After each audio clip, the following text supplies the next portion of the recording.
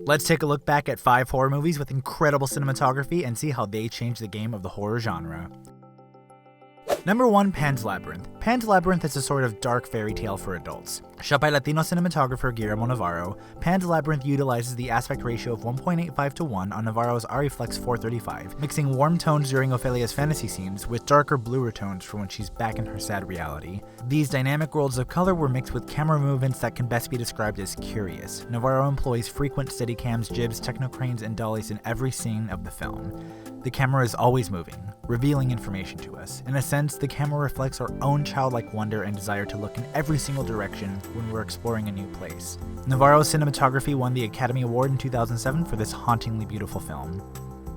Number 2, Sleepy Hollow. Sleepy Hollow is a 90s supernatural horror film that tells the story of a series of murders by a headless horseman. Like many Tim Burton films, Sleepy Hollow is extremely stylized in its gothic visual design.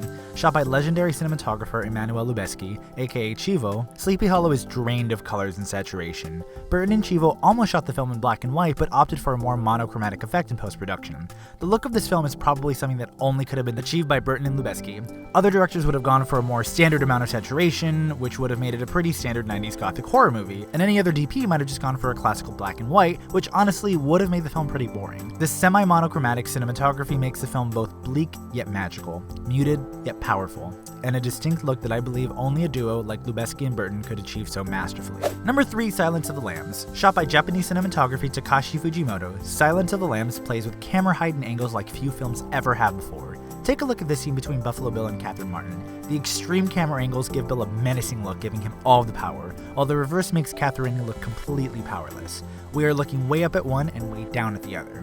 While this is an extreme example, there are also several subtle examples throughout the film too.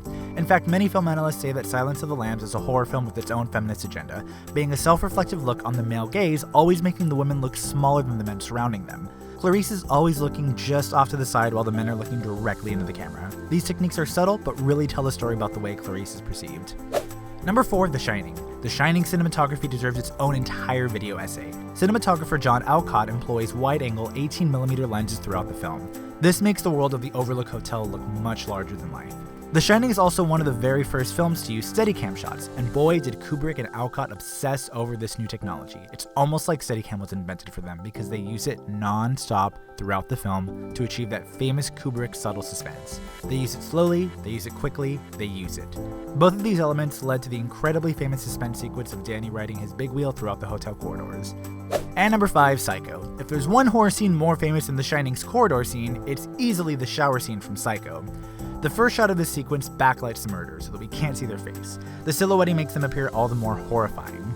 Russell uses only long lenses in this scene to give the audience a cramped and frantic feeling. We never actually see Marianne being stabbed, but the tight shots make us wonder and use our imagination, and that makes it even more horrifying.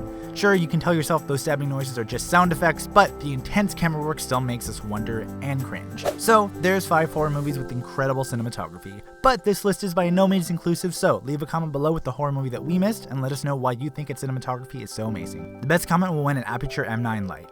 I'm Nerris from the A-Team, thanks for nerding out with me, happy Halloween, and happy shooting.